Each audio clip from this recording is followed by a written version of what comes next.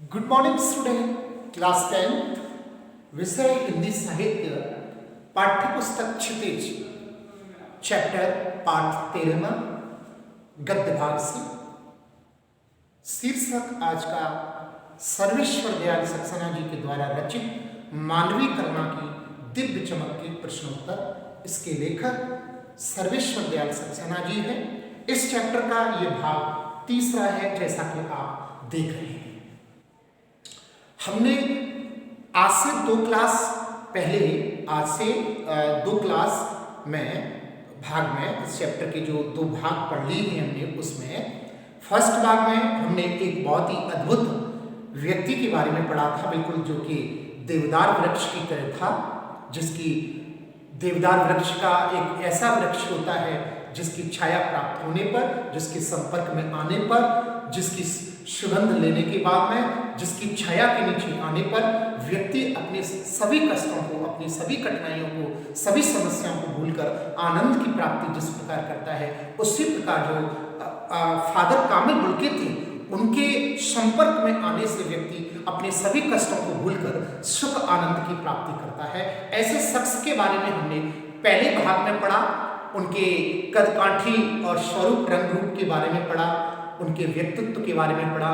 दूसरे भाग में उनकी स्टडी, उनके स्थान के बारे में पढ़ा, उन्होंने संन्यास किस प्रकार लिया उसके बारे में पढ़ा, और कहाँ से स्टडी की और किस प्रकार का उनका व्यक्तित्व था, किस से वो मिले, सभी बातों के, और उनके अंतिम क्षणों में जब वो इस दुनिया को छोड़कर गए थे, अंतिम क्षणों में उनके रोने वाले कितने लोग थे, इन सभी चर्चाओं के बारे में हमने द्वितीय भाग में पढ़ लिया।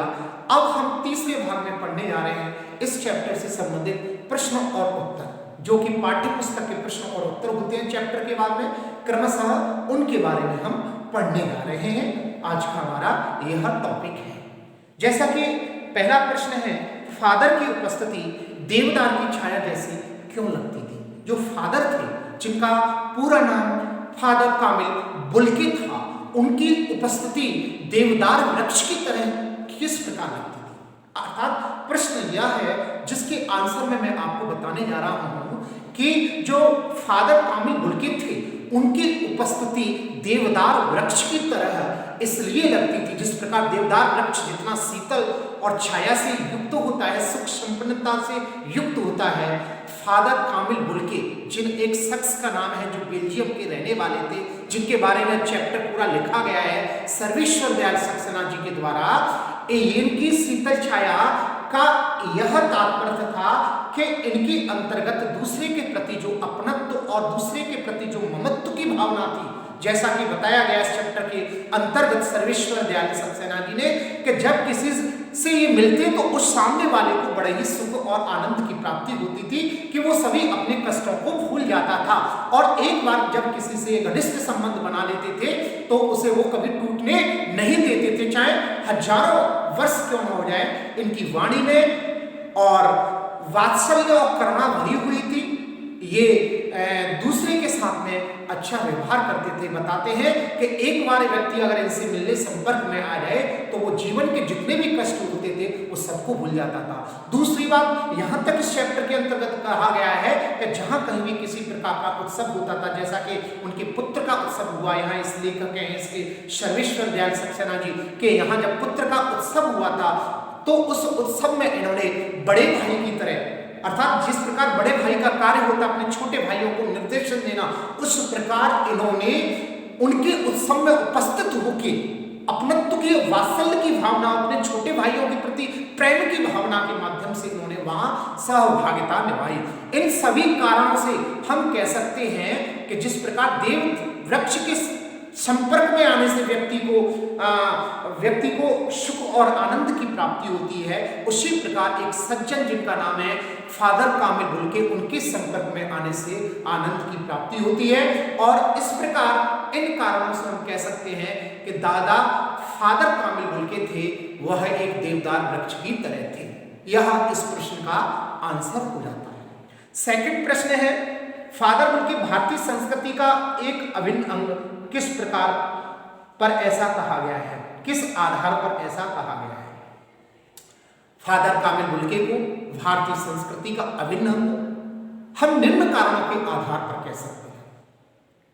मैं आपको बताना चाहूंगा कि जो फादर कामिल बुल्के थे वो बेल्जियम में रेम्स चैपल एक स्थान, एक नगर है, वहां उनका जन्म हुआ था। जन्म के बाद में इन्होंने 2 साल पादरियों से, जो पादरी के आचार्य होते हैं, इन्होंने धर्मगुरु जी से आचार्य की, धर्माचार्य की पढ़ाई की। उसके बाद इन्होंने बीए की परीक्षा कलकत्ता से की। उसके बाद में एमए की परीक्षा इन्होंने इलाहाबाद से की। उसके बाद में प्रयाग से इन्होंने शोध प्रबंध अर्थात पीएचडी की स्टडी, अर्थात राम कथा जो थी उस पर, उसकी उत्पत्ति और विकास पर शोध प्रबंध लिखा। उसके बाद में चार्ल्स एक स्थान है जिसका नाम है सेंट जेवियर्स कॉलेज, रांची में हिंदी और संस्कृत के प्राध्यापक के रूप में रहे। अब इनको भारतीय संस्कृति का अभिन्न इस आधार पर कह सकते हैं कि इनको हमने हिंदी को लेकर बहुत ही, इनके अंतर्गत एक बहुत ही खूबसूरत चीज देखी कि हिंदी को लेकर इन्होंने काफी प्रयास किया। हिंदी की उपेक्षा करने वालों को लेकर बहुत ही दुख व्यक्त किया और हिंदी के बढ़ावा के लिए इन्होंने हर मंच पर जब कभी भी इनको कभी आक्रोशित होते नहीं देखा हमने, लेकिन हिंदी की बात को लेकर, हिंदी विषय को लेकर और हिंदी भाषा को राष्ट्रभाषा बनाने को लेकर ये बहुत चिंतित रहते थे, आक्रोशित रहते थे। कभी इनको किसी विषय पर आक्रोशित नहीं देखा, लेकिन इस विषय पर इनको आक्रोशित देखा। किस विषय पर? कि हिंदी वालों के द्वारा हिंदी की उपेक्षा की जाती है और हिंदी भाषा को किस प्रकार राष्ट्रभाषा बनाया जाए, इस पर इनको हमने हमेशा क्रोध में और आक्रोश में देखा। तो इन सभी कारणों के माध्यम से हम ये कह सकते हैं कि ये भारतीय संस्कृति के एक अभिन्न अंग थे। यह इस प्रश्न का उत्तर हो जाता है। नेक्स्ट पाठ में आए उन प्रसंगों का उल्लेख कीजिए जिनसे फादर बुल्के का हिंदी प्रेम प्रकट होता है। फादर कामिल बुल्के, अर्थात यह प्रश्न इस प्रकार है कि पाठ में ऐसे कौन से प्रसंग हैं जिनको सुनने के बाद में ऐसा लगता है कि हिंदी भाषा को लेकर उनके अंतर्गत प्रेम प्रकट होता है। ऐसे कई प्रसंग हैं। मैंने कई बार इस पाठ के माध्यम से सुना, देखा और विचार किया कि हिंदी भाषा को लेकर वो अपने हमेशा विचार व्यक्त करते रहते थे। रहने वाले वो देखिए बेल्जियम के थे, लेकिन भारत के प्रति उनका कितना स्नेह था। वो उनका जन्म भले ही बेल्जियम में हुआ था, लेकिन उनके संस्कारों से, उनके व्यवहार से, उनकी व्यवहार कुशलता से, उनके व्यक्तित्व से, उनके स्नेह से, उनके वात्सल्य से, उनकी करुणा से, उनको देखकर ऐसा लगता था कि साक्षात वो भारत के ही निवासी है और बहुत ही सज्जन है। उनको हिंदी भाषा को लेकर मैं आपको बताना चाहूंगा, कई मंचों पर उनको गरजते हुए देखा गया।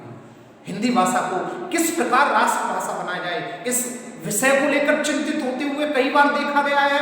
राष्ट्रीय मंचों पर, अंतर्राष्ट्रीय मंचों पर हमने कई बार उनको इस विषय को लेकर के हिंदी भाषा को किस प्रकार राष्ट्रभाषा बनाया जाए, उसके लिए किस प्रकार के प्रयास हो सकते हैं, इस बात को लेकर उन्हें आक्रोशित होते हुए देखा, क्रोध करते हुए देखा।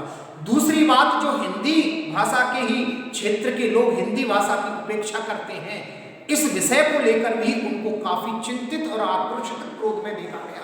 इन सभी प्रसंगों के माध्यम से, जो ये सभी मैंने प्रसंग बताए हिंदी भाषा को लेकर, इन सभी प्रसंगों के माध्यम से हम कह सकते हैं कि जो फादर बुल्के थे वो हिंदी भाषा को लेकर काफी उत्कंठित थे, चिंतित थे।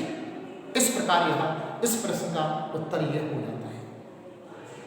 नेक्स्ट, इस पाठ के आधार पर फादर कामिल बुल्के की जो छवि उभरती है उसे अपने शब्दों में लिखिए।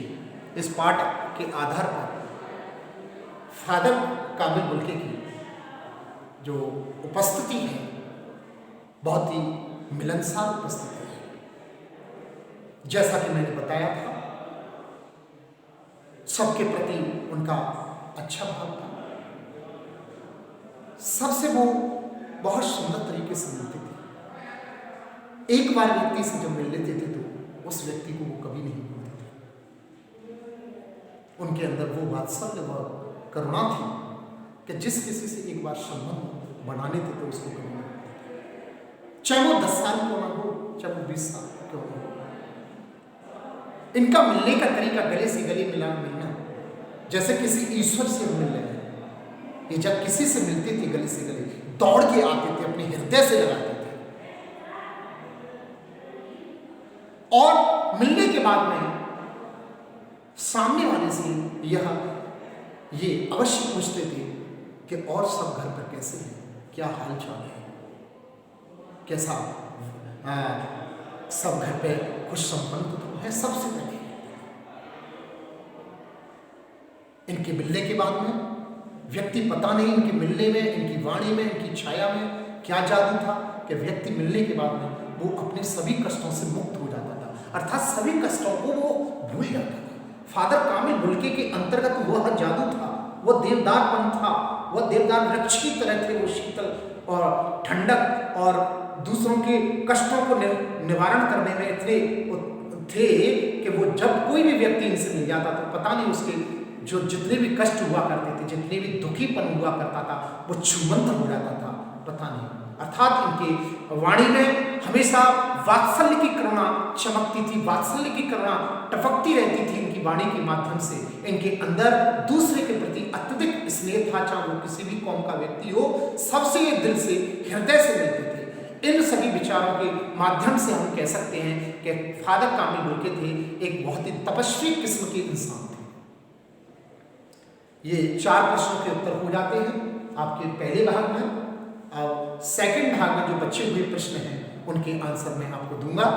तब तक के लिए आप इन 4 प्रश्नों को आप रिवाइज करें, मैंने जो बताए हैं आपको, और अपनी भाषा के माध्यम से लिखें। आप बुक के माध्यम से भी देखें, बुक के माध्यम से भी जो पाठ्य पुस्तक है उसमें भी देखें, और भी आपके पास में जो भी हेल्प बुक है उसमें भी देखें आप, और अपने तरीके से आप सब पाठ्य पुस्तकों की हेल्प लें, मदद लें, बट शब्द अपने लिख सकते हैं आप। आवश्यक नहीं है कि जो पाठ्य पुस्तक में जितने शब्द लिखे हुए हैं या जैसे लिखे हुए हैं वैसे ही आप रटें, ये आवश्यक नहीं है। आप एक बार समझो पाठ्य पुस्तक में लिखे हुए आंसर को, उत्तरों को, और उसके बाद में समझने के बाद में अपनी भाषा में लिखने का प्रयास करो। भावार्थ एक ही होना चाहिए, शब्द इधर के उधर भले ही हो जाए कोई दिक्कत नहीं है, लेकिन भावार्थ वही होना चाहिए। शब्द अधिक हो जाए तो कोई दिक्कत नहीं है, शब्द कम हो जाए तो कोई दिक्कत नहीं है, लेकिन जो आप जिस प्रश्न का आंसर दे रहे हो उस प्रश्न का आंसर उन 2 या 3 पंक्तियों में आप देना चाह रहे हो उनमें निकल कर आ जाए।